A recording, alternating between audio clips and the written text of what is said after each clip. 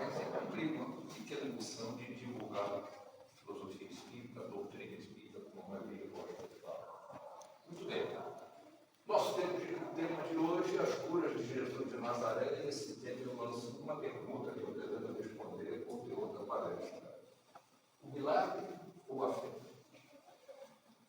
Eu vou começar com onde está o tema da palestra, está descrito nesse capítulo da Gênesis, né? O último livro que Kardec escreveu, que próximo Obras Póstumas, são textos que ele deixou antes de desencarnar.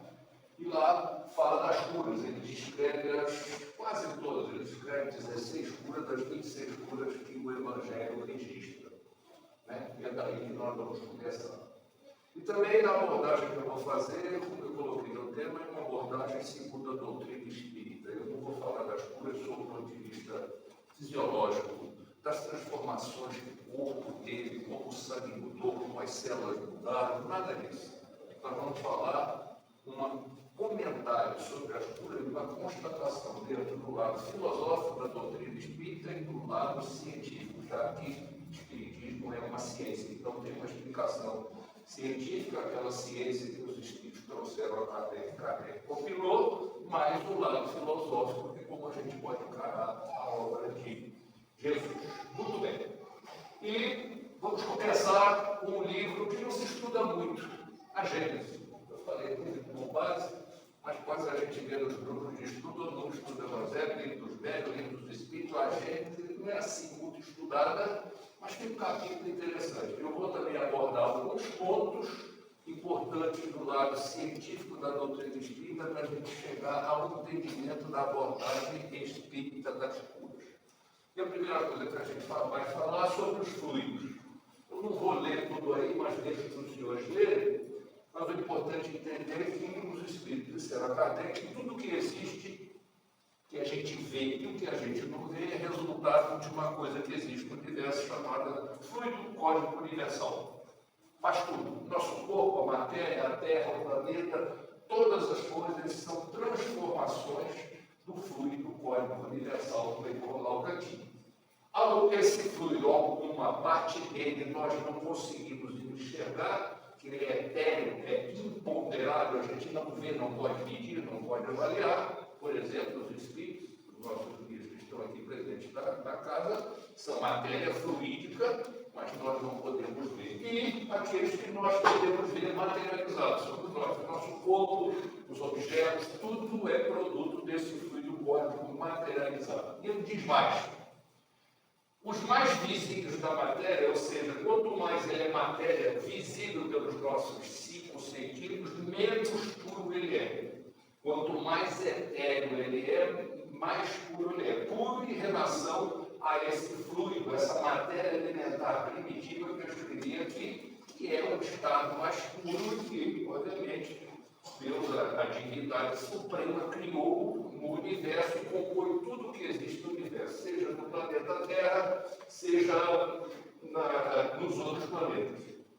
E ele diz mais, os espíritos encarnados e desencarnados da Terra tiram os elementos necessários à economia da sua existência. Nós, como os espíritos, somos uma condensação, uma organização desse fluido que dá o nosso espírito. O espírito entendendo alma e perispírito, a parte material do nosso perispírito, com letra maiúscula, como o Kardec gostava de evidenciar, é resultado da união da alma com o perispírito que se junta ao nosso corpo. Isso faz com que a gente tenha vida, ou é um espírito encarnado, ele está no corpo. Quando ele não está no corpo, é desencarnado, mas mesmo assim é matéria. Os videntes veem, nós não vemos normalmente, a não ser os videntes, mas isso é energia, né? Não são menos de uma natureza grosseira comparativamente aos frutos eternos das regiões superiores. E tem uma outra característica: quantos mais puros são esses fluidos, mais longe dos planetas da Terra, como nós estamos falando do nosso planeta, eles estão. É como se eles fossem um gás mais puro que sobem, né? Quando a gente diz que os espíritos para as camadas superiores, quanto mais pureza tem essa organização de fluidos de um determinado espírito, mais capacidade ele tem de ir. Quanto mais está perto da Terra, mas ele está pertinho daquilo que às vezes chamam umbral, que às vezes chamam inferno. E por quê? Porque a pureza desses espíritos, desses fluidos desses espíritos, não são da melhor qualidade. Mas tem um livro também, esse então menos estudado ainda, muito menos estudado, que se chama Obras Póstumas. Ele tem um título muito interessante para isso aqui. Olha essa parte. Introdução ao estudo da telegrafia e da fotografia do pensamento. Olha que título Kardec deixou escrito quando desencarnou e depois juntaram esses papéis dele e produziram essa obra póstuma. Fotografia e telegrafia do pensamento. Isso deve ter sido escrito até 1869, quando ele desencarnou. E olha o que ele diz. O fluido cósmico, conquanto emane de uma fonte universal, se individualiza, por assim dizer, em cada ser adquire propriedades, características que permitem distinguir de todos os outros. Cada um de nós é uma organização particular desses fluidos que nos individualiza. Cada um de nós tem uma arrumação desses fluidos que nos individualiza no mundo aqui encarnados, mas aí é visível, e nos desencarnados. Porque os espíritos, né, no mundo espiritual, eles podem, é uma propriedade do perispírito, é a plasticidade, ele se apresenta com a característica do pensamento que o espírito tem. Se ele quer aparecer com a imagem da última encarnação, ele aparece. Se ele quer aparecer com a imagem de outras encarnações, ele aparece. Mas, independente da aparência que ele tem uma energia própria que o distingue, própria, individual, de cada um de nós. E mais, cada um de nós tem, pois, o seu fluido próprio que o envolve e acompanha em todos os movimentos, como a atmosfera da Terra, por exemplo. Cada um de nós é uma bola de lá desse tempo chamada fluido. Hoje a gente pode dizer que é energia vital, por isso que nós temos visto. Nós somos uma particularidade, uma combinação específica de energia vital que nos distingue uns dos outros, absolutamente como seres encarnados e como espíritos, né? E isso também dá a qualificação do nosso perispírito. Qualificação é aquilo que os senhores já ouviram em 200 palestras, a nossa reforma íntima. E para que a gente faz a reforma íntima? Para elevar o nosso padrão espiritual. E o que é elevar o padrão espiritual? É purificar, melhorar o nível dos fluidos que compõem a nossa individualidade.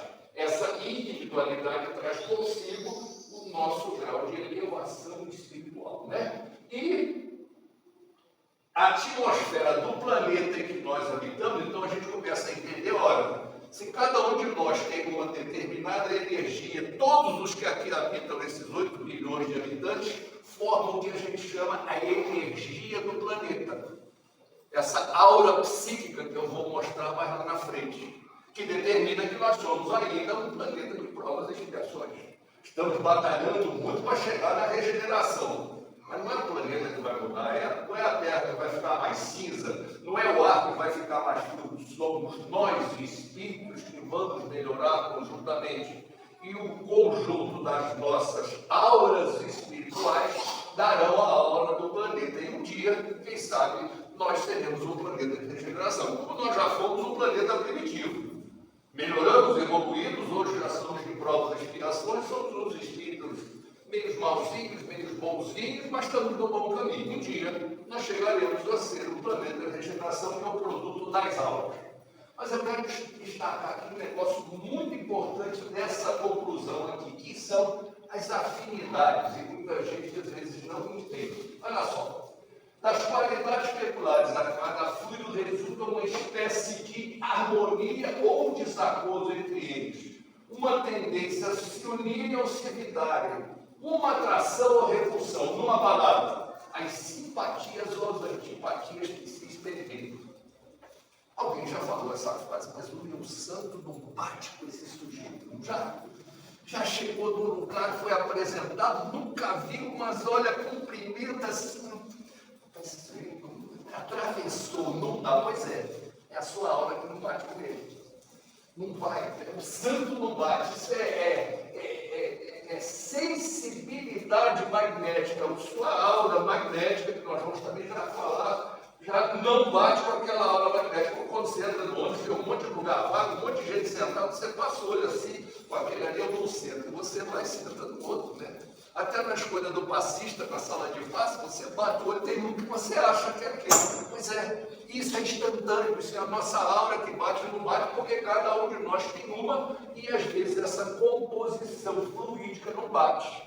Isso é importante quando nós estamos falando de curadores passistas, quando tem tratamento espiritual, porque a aura do curador e a aura do curado influencia também. Está aqui. Se nos colocamos na atividade indivídua, a sua presença normal se regenera pela impressão agradável e desagradável que nos produz o seu fluido, ou seja, se caça você, velho. Tem aquela festa que você entrou e diz assim, puxa vida, eu não sei porque essa festa não está legal, tem alguma coisa aqui, pois é, a aura da festa, o conjunto das energias não bate com a sua. Não quer dizer que você seja pior ou melhor, não quer dizer que essas auras magnéticas não se combinam e por isso que dá essa revolução, cujos frutos não se harmonizam com os nossos.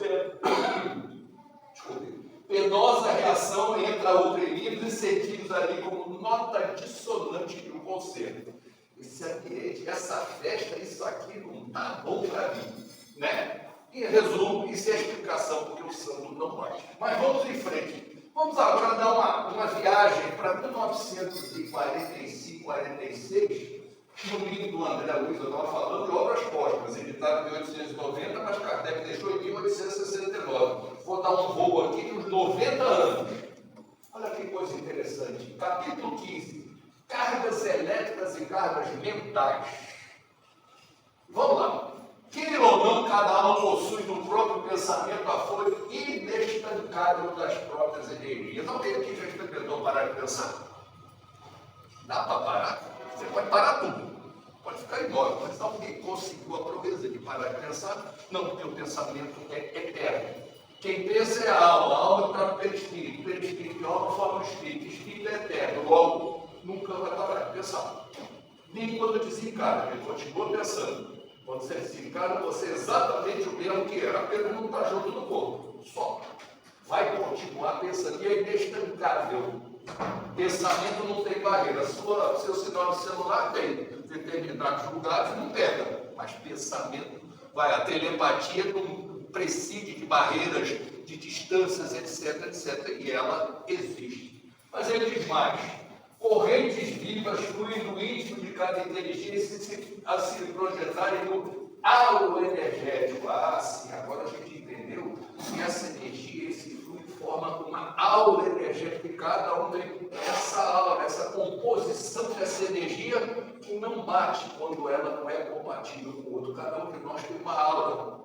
Para os espiritualistas está lá no duplo etéreo, é ela que dá a vida. É o fluido vital no tempo de Kardec, que hoje a gente chama de energia vital, porque naquele tempo fluido era a palavra para qualificar tudo aquilo que não conhecia. Naquele tempo não era energia elétrica, era fluido elétrico. Mestre, quando descobriu o magnetismo, chamado de fluido animal, porque não tinha outro nome. Fluido era tudo. Hoje a física já diz que fluido é tudo aquilo que ocupa espaço, no caso gases e líquidos. Bom, estruturando a aura fotosfera psíquica, a base de cargas magnéticas constantes, conforme a natureza que é peculiar. É o nosso campo mental. Ele tem eletricidade, ele tem magnetismo. Isso é importantíssimo para a gente entender. De certa forma, semelhante às correntes de força que partem da massa planetária. Tem a história da energia cósmica. O planeta também emite essa energia, mas cada um de nós emite. Nós somos uma bolha de energia. A gente possui um campo mental, um campo energético. Né? Como diz lá o Evangelho, nós somos uma candeia viva, como Jesus se referia. Somos. E a nossa candeia é mais bonita, mais brilhante, mais clara, mais escura, em função da nossa elevação espiritual.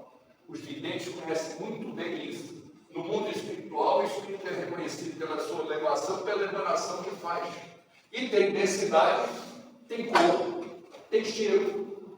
Essa aura psíquica tem todos os elementos, que é uma coisa física, a gente não vê, a não ser os videntes, mas a gente, normalmente, com nossos 5 sentidos, a gente não vê. Mas ela existe. E tem, inclusive, uma frequência que não é igual à frequência do celular, que não está descoberto bem isso, mas isso existe. Alguém já viu a tal da fotografia aqui, né? Quem já não viu? Pois é, aquilo ali é o registro dessa aura. Muitas vezes vocês veem na mão, no dedo, aquilo ali, pois é, essa aura, a sua cor, a sua composição, tudo isso faz a aura, né? E o nosso perispírito que compõe essa aura também tem uma matéria pertinente ao planeta Terra. Fazendo uma brincadeira, se a gente quiser fazer um intercâmbio com Júpiter, vai ter que mudar o perispírito na sua composição, porque o nosso perispírito, além das nossas características particulares, ele é composto de um fluido adequado ao planeta Terra, mas que não necessariamente é adequado a Júpiter, a Marte, etc.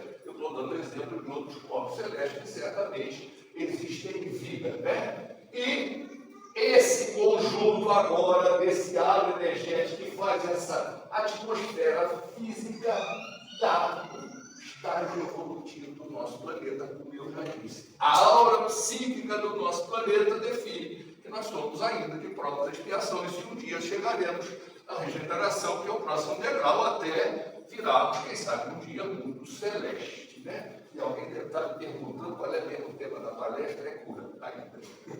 Eu chego lá, mas vamos lá. Agora sim, aqui eu começo a fazer uma ponte com a cura. E vamos lá para o nosso Evangelho, capítulo 19, um capítulo muito conhecido pelo seu título. A fé move montanhas, ou a fé transporta montanhas. Cada tradução tem um, viu, gente? De vez em quando eu baixo uma tradução e tem um título. Mas é a fé transporta as montanhas. Mas aqui tem um conceito de fé que eu peço aos senhores bastante atenção para a gente entender esse negócio de cura.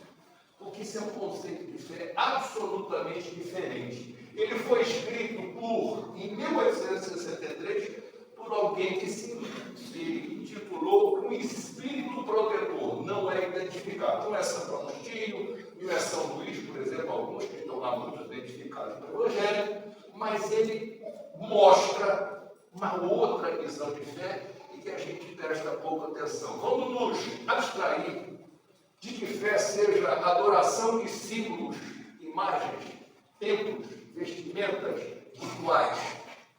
Porque a gente acha que tem muita fé porque essa semana já foi 2 vezes a igreja. Ou já regei 50 vezes o texto. Eu sou uma pessoa de fé. Essa semana, todo dia eu rezei o texto 5 vezes. Não é fé. Não é isso que determina a fé. Então, é um conceito novo, mas vai explicar isso. É uma nova ideia. E por que isso é importante para o nosso entendimento? Porque Kardec trouxe para os espíritos uma coisa fundamental para nós entendermos a cura. Porque, ao final de cada cura, vocês podem se lembrar e ler no Evangelho, que Jesus sempre dizia, das 26 curas, isso aqui, tua fé te salvou.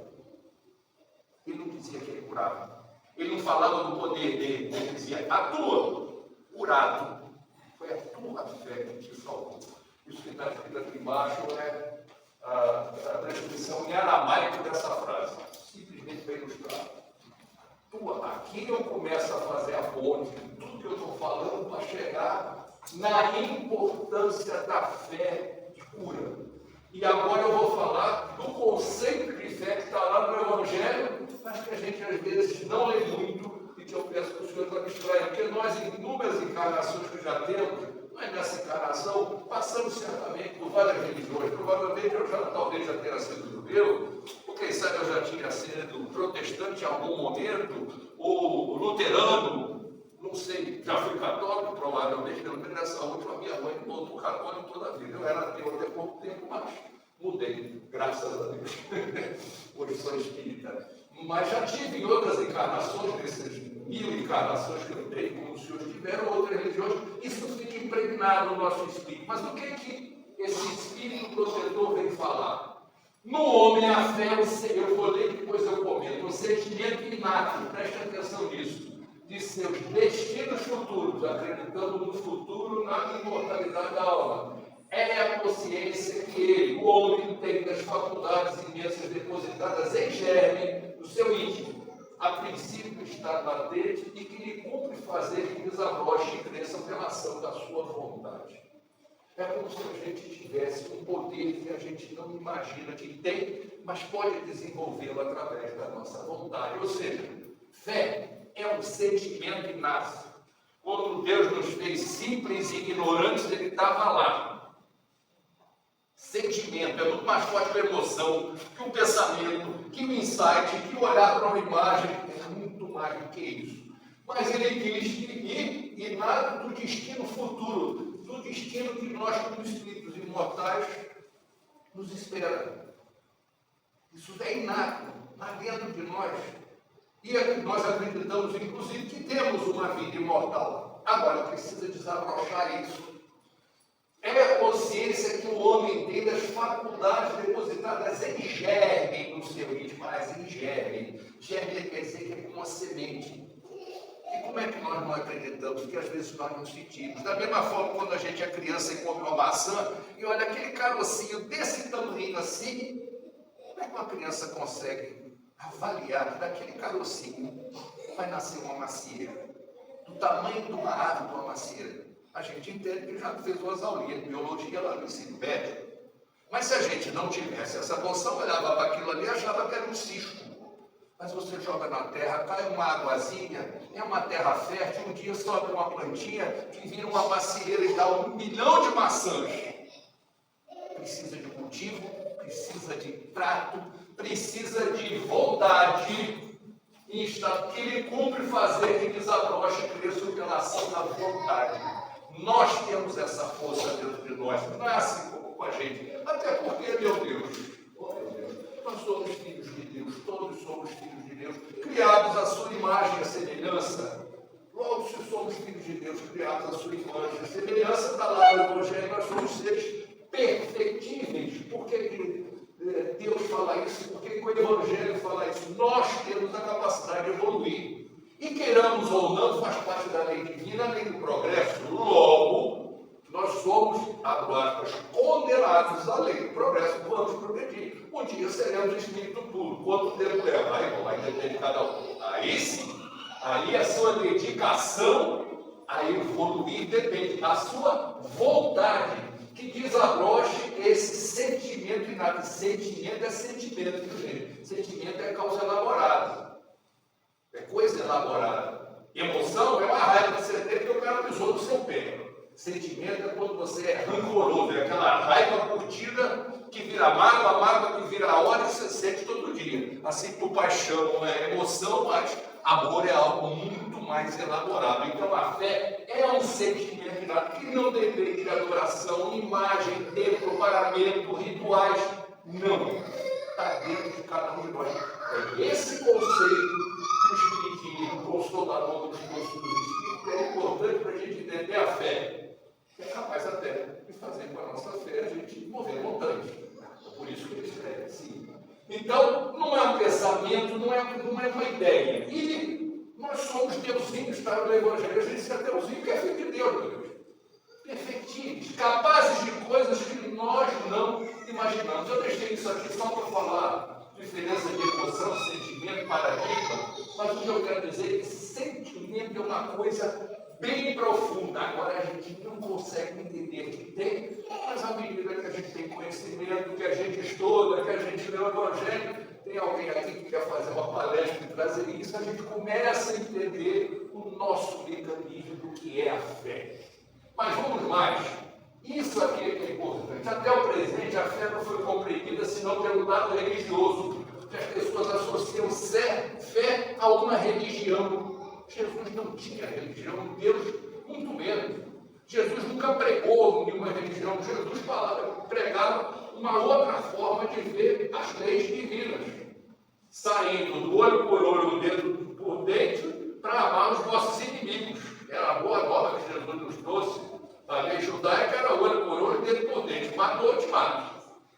Jesus dizia, opa, não é bem assim. Ame os seus inimigos, ou ame a Deus como ama você. E até os seus inimigos. Dê uma face quando ele te bater na outra, porque é o amor universal, o amor árabe. Isso foi o que Jesus trouxe. Jesus não tinha religião, nem o Espiritismo quer ser religião. O Espiritismo nunca disse que quer ser religião, mas sempre se associou fé como religião, até porque alguém considerou Cristo como chefe de uma religião. A primeira religião que a gente pode dizer lá no século I era o cristianismo, que vinha do Cristo, mas logo depois surgiu a católica apostólica romana e já começou a desorganizar tudo. Já começou a dar uma primeira versão. Aí vem os luteranos, com todo respeito, vem os pentecostais, vem todas depois. Mas não era uma religião, era a palavra divina, era a lei divina. O que ele queria demonstrar é como a lei divina funciona. Entretanto, esse Cristo operou milagres, agora sim, milagres, aqui está entre aspas, não fui eu que coloquei não, está lá nesse texto do nosso Espírito. Materiais mostrou por esses milagres mesmo que pode o homem, quando tem fé, a vontade de querer e a certeza que essa vontade pode obter satisfação. Nós podemos muito mais do que nós imaginamos. Nós podemos muito mais, basta nos desenvolver. Como é que a gente desenvolve? Não é fácil, aperfeiçoando o nosso espírito, entendendo que nós somos capazes. E ele diz mais, então, aí ele faz uma pergunta retórica, também os apóstolos não operaram milagres seguindo o exemplo? Lembra quando Jesus disse para os apóstolos, ide e curem? Não era Jesus. Qual é a diferença de Jesus para nós? Jesus era um pouco igualzinho meu, igualzinho de vocês, igualzinho, claro, pela cabeça que tinha, né, a condição psicofísica dele pode ser melhorzinho do que ele tomava vinho só na ceia, eu tomo mais do que ele, mas todos nós temos o mesmo corpo. A mesma garrafa de vidro que contém água fluidificada contém veneno. O que faz a diferença? O conteúdo, não a garrafa. O corpo, eu estou fazendo a imagem da garrafa. Agora, qual era o poder de Jesus frente a si? O conteúdo. A sua elevação espiritual fazia ele transbordar um fluido, um magnetismo, e agora eu começo a juntar magnetismo com fluido, que nenhum de nós ousa ter qualquer coisa perto, mas nós podemos ter mais do que possuímos se nós trabalharmos, cultivarmos aquele germe que esse Espírito diz que nós temos, mas precisamos cultivar, assim como uma semente. Se eu jogar na terra e ficar seca, não tiver água, não cultivar, ela não vai. Mas se eu cultivar pela força da minha vontade, pelo meu conhecimento, pelo meu entendimento, nós seremos pessoas melhores. E ao sermos melhores, teremos poderes que nós nos imaginamos, como os apóstolos foram lá e curaram. Ora, que eram esses milagres, entre aspas, também, se não, ao que ele diz, efeitos naturais, cujas causas os homens de então destruíam. Mas ele, que ajudou a escrever o Evangelho segundo o Espiritismo, que hoje, em grande parte, se explica pelo estudo do Espiritismo e do magnetismo, força do nosso pensamento de movimentar esses fluidos. Quanto mais elevado nós somos, melhores são esses fluidos. Quanto mais nós descobrimos as nossas capacidades com a força do nosso pensamento, mais capacidade nós temos de fazer com que esses fluidos possam fazer alguma coisa. Jesus abundava de fluidos. Nós ainda estamos aqui preparando o nosso, dando um jeitinho para ver se o nosso melhora. Mas podemos e precisamos acreditar. O nome disso é fé. Sentimento inato, E se tornarão completamente compreensíveis. Em 1863, quando ele escreveu isso, tornariam, e cada vez mais que a ciência e o conhecimento evoluem, mais a gente entende isso. Ou seja, a fé é uma revolução anímica do seu próprio espírito. Ela independe da religião. Não vamos confundir fé com religião. Fé, e aí eu vou mostrar, tem dois tipos de fé que ele coloca separadamente, mas não precisa de religião, não precisa de igreja, não precisa de templo, nada de simbologia. Ainda mais, quando ele falava fé, a tua fé curou, ele falava da fé do curado. Ele não falava dos poderes dele, ele não falava do magnetismo dele, ele não falava da elevação. A tua fé do curado é que te curou. Ou seja, e não o que pode ele, mas o que pode a gente. O que pode, posso eu, podem vocês. Desde que a gente consiga se elevar espiritualmente. É fácil? Não. É um grande desafio. Fazer reforma íntima é ótimo falar em palestra, mas vai fazer. Sai da palestra, eu vou mudar. Vai. Até amanhã. Quando chega amanhã a gente esquece que jurou que ia mudar. Na primeira fechada do trânsito, sai xingando o cara, e tem algum que é santo, sai da paleta, capaz de passar a mão na arma para dar o tiro no cara que ele deu uma fechada. Ainda mais se o cara é novo. Aí é uma loucura, né? Pois é. Mas a gente precisa entender. A gente precisa aprender a controlar aquilo que a gente chama os maus pendores. Porque nós somos bons, eu já disse aqui, parece. Nós somos bons, mas de vez em quando a gente tem umas tiradas que não são fáceis. É isso que faz a diferença, por isso que nós estamos em prova de expiação. Olha só, aí separa um negócio que é importantíssimo a entender. Fé humana e fé divina. Fé humana é a fé que você tem em você, conforme o homem aplica as suas faculdades à satisfação das necessidades terrenas ou das suas aspirações celestiais. Aquela recordista brasileira, Rebeca, que ganhou aquela medalha, vocês acreditam que ela não precisa ter muita fé nela mesma para chegar àquele resultado que chegou? Precisa ter treinado muito, cansado, quebrado perna, feito cirurgia e é campeão olímpico. Ou aquele músico, se a gente vê tocar um piano, um violino maravilhoso, alguém lembra da fé que ele tem que ter, das horas de estudo que repetiu aquele negócio 1 milhão de vezes. É muito bonito ver lá no concerto, na orquestra, sentada com uma roupa bonita, fazendo. Alguém já pensou no quanto de fé que ele precisa ter nele mesmo? As pessoas que empreendem muito, que fazem grandes coisas, é fé humana, é fé em si próprio. Mas tem a fé divina. É a fé em Deus, é a religiosidade, é entender o poder de Deus e como as suas leis mandam no universo. E nós crescemos à medida que entendemos essas leis e as praticamos. O homem de gênio, aquele de gênio, o homem excepcional, o cientista que faz uma grande descoberta, quando está no laboratório, precisa ter muita fé que vai descobrir. Não é fácil, é muito bonito a gente ver o resultado, mas se esquece do duro que o cara deu para chegar naquilo. Né? Que se lança a realização de algum grande empreendimento, triunfa se tem fé, porque sente em si que pode chegar ao fim colimado. Certeza que lhe faculta imensa força, fé nele mesmo. É preciso acreditar na gente. Que não é fácil, muitas vezes a dificuldade não é fácil não. Aliás, não conheço nada muito excepcional que seja fácil. Se alguém descobrir, ensine. O homem de bem, que crente em seu futuro terrestre, deseja encher de belas e nobres ações a sua existência, abre na sua fé a certeza da felicidade que espera. Nós acreditamos que somos espíritos imortais, que evoluímos à medida que nos qualificamos e que seremos melhores hoje, enquanto estamos encarnados, e amanhã, quando desencarnados. Isso aqui é passageiro, dura 80 anos, 90 já é uma maravilha, e tchau. E acabou. E você continua sendo o que é no seu caminho evolutivo, que a lei do progresso está aí.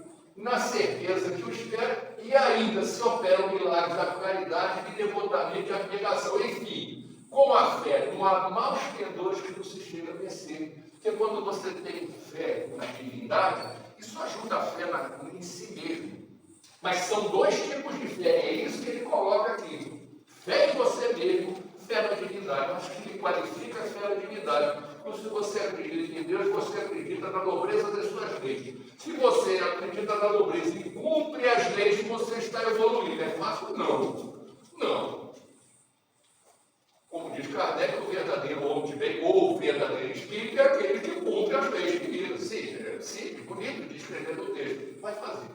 Né? Então, o gênio é aquele que é bem sucedido, e se você acredita que evolui e é imortal, você acredita em Deus. Mês que vem eu faço 13 anos que eu passei diagnóstico para espírito. E me sinto muito feliz com isso. Mas a vida inteira eu fui pior. Apesar de todo o catecismo que a minha mãe me ensinou na igreja católica, todo espírito, primeira comunhão e tudo que vocês imaginam. Me ajudou muito. Eu fiquei muito melhor, mas fiquei um pouquinho melhor, tenho certeza. Mas vamos lá. E aí, agora eu chego lá. O magnetismo é uma das maiores provas do poder da fé posta em ação. Aí eu juntei magnetismo com fluido. A água fluidificada, fluidoterapia que vocês fazem aqui é mais do que. É simplesmente a força do pensamento usando nosso magnetismo para fazer uma transferência fluídica e fazer bem a outras pessoas. Quer seja na água, quer seja no passe, quer seja no tratamento espiritual, quer seja no reiki. Quando Eu falo bem que os espíritas ficam assim, né? Mas eu gosto muito dos espiritualistas, né? São espiritualistas. Eles às vezes não são bem vistos, mas eu gosto muito, mas vai de Ramatiz, né? É pela fé que ele cura e produz esse fenômeno singular qualificados outrora, eu falo isso em 1865 com milagre. Repito, a fé é humana e divina. Se todos encarnados se achassem bem persuadidos da força que se trazem, entendessem esse germe que está lá, como ele falou, e se quisessem pôr a vontade a serviço dessa força, seriam capazes de realizar o que até hoje eles chamam prodígio, e que, no entanto, não passa de um desenvolvimento das faculdades humanas. E aí, né, nós somos uma usina pouco utilizada desse poder. Não tenho tempo para falar alguns casos de Chico aqui, tem uns casos de Chico que mostram a fé do curado. No caso de Chico, Paulo César Frutuoso tem umas histórias de pacientes dele lá que não preciso exemplificar. Se a gente tivesse tempo, falar alguns até engraçados, né? Mas vamos lá. Então, por que eu falei disso tudo? Para fazer esse tripézinho aqui. Fluido, magnetismo e fé. Por isso que eu falei de fluido, por isso que eu falei de magnetismo e por isso que eu falei de fé. E fica uma frase importantíssima. Fé como sentimento é vontade de querer e certeza que essa vontade pode alcançar. Veja que a Solange de Cássia Alessandra é palestrante, eu vou chegar nas curas. Vou chegar finalmente às curas. Esse é o tema da palestra. E eu resolvi fazer uma coisa diferente. Agora eu vou falar de uma cura. Uma cura para exemplificar. Porque até agora eu falei de todos os elementos que compõem a cura para vocês entenderem o que está por trás das curas de Jesus. Que não, já sabemos, não são milagres, como aliás o Espírito lá do nosso Evangelho diz, milagre, prodígio, não. É a força que você tem dentro do si por conta da fé e da vontade. Então eu inverti, eu vou ver a descrição de Kardec da cura, mas depois eu falar da cura. Então Kardec descrevendo essa cura, que eu por enquanto deixo mistério, mas tenho certeza que alguns aqui vão matar a frente, ele tem que dar mata tranquilamente. Qual é? Né? Ele diz, como me conhece o Solange, pessoal que estuda um pouco mais, ou vocês todos.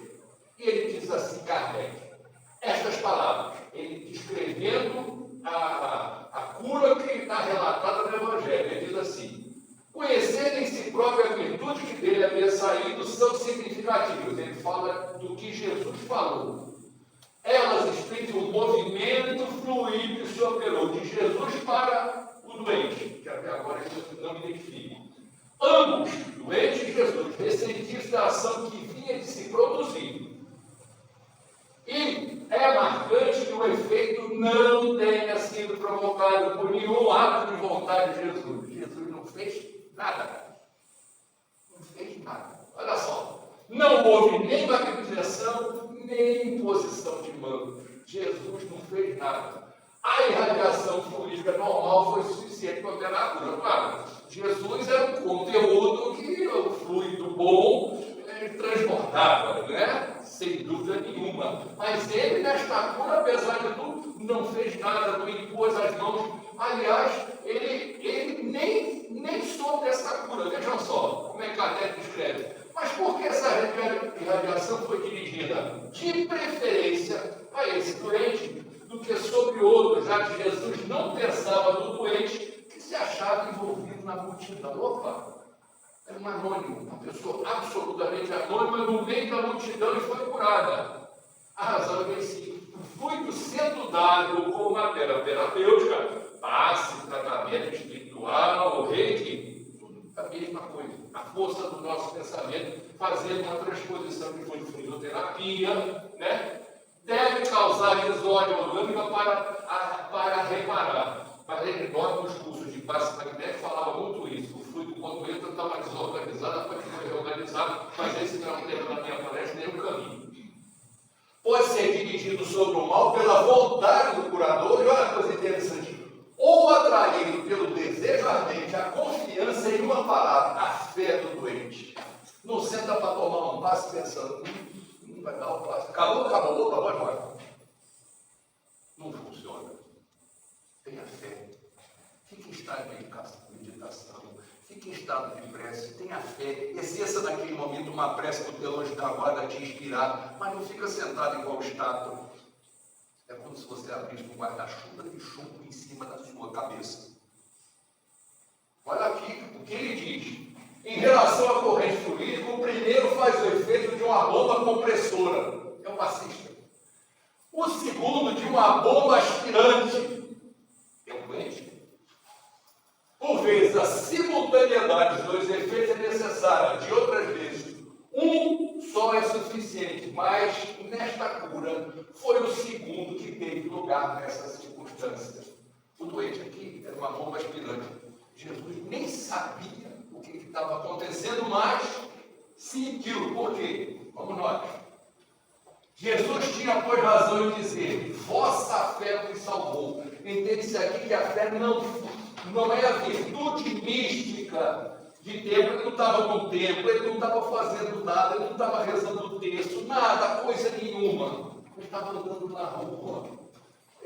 Tal como certas pessoas entendem, mais uma verdadeira força atrativa, ao passo que aquele que não a tenha opõe a corrente fluídica com a força repulsiva. É o guarda-chuva de fundo que eu falei, que aquele que está querendo receber a cura num tratamento espiritual, num passe, não está com fé, não está acreditando, não está imbuído, não está orando para dizer que aquilo ajuda, para pedir que aquilo ajude. É um estado de espírito, para usar uma palavra mais vulgar, mas que influência, ou pelo menos uma força de inércia, ou seja, ele opõe, ou pelo menos uma força de inércia de paralisação. Aí ele dá um exemplo clássico. Quem está falando o nosso espírito lá, viu?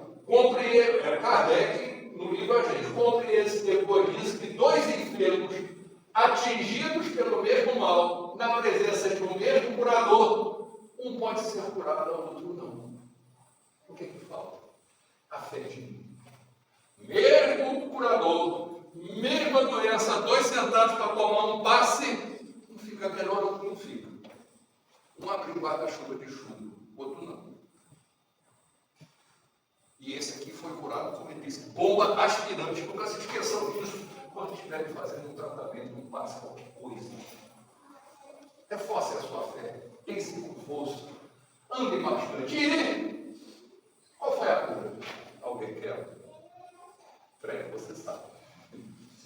Sabe? Sabe, mas é só uma questão retornar a fé.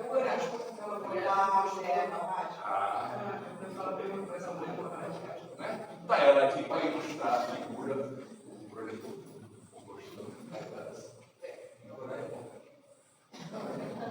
E agora nós vamos falar a descrição do Evangelho. Depois do comentário de Kardec, eu quis fazer uma surpresinha só para animar a festa, para Solange me caçar, mas vamos nós.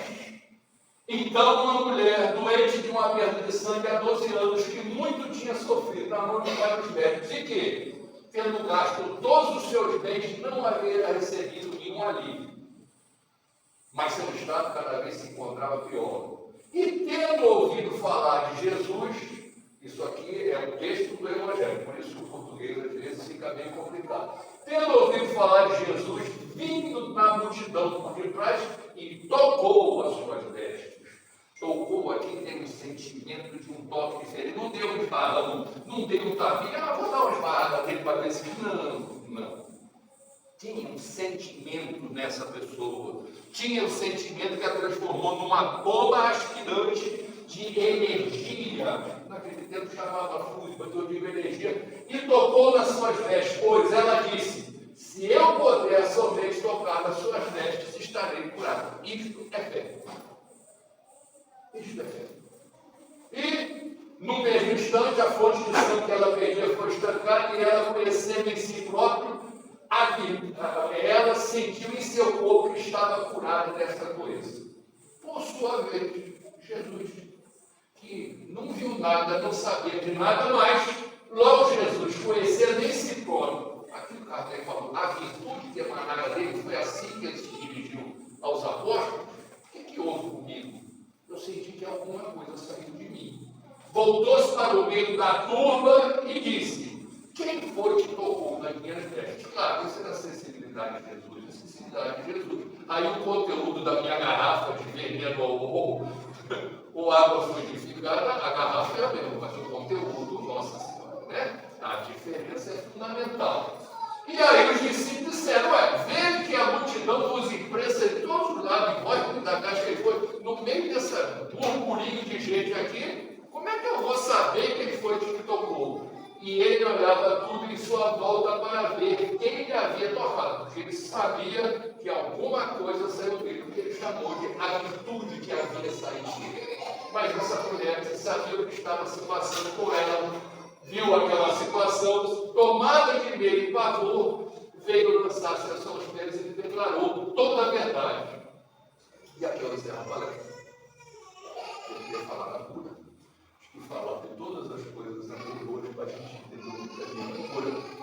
Para a gente entender o que é fluido, a gente entender o que é mais bonitinho que o a gente entender o que é fé divina e fé em nós mesmos, a gente entender que nós somos capazes de muito mais que nós imaginamos. Mas temos uma tarefa em cada um de nós.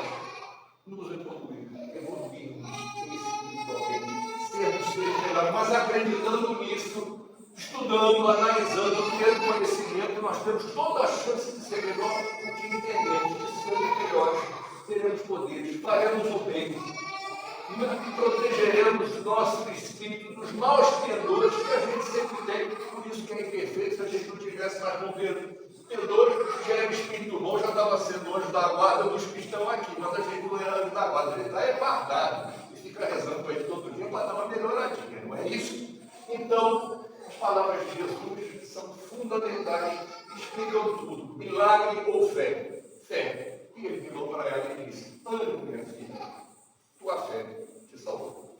Obrigado a todos, que eu poder sempre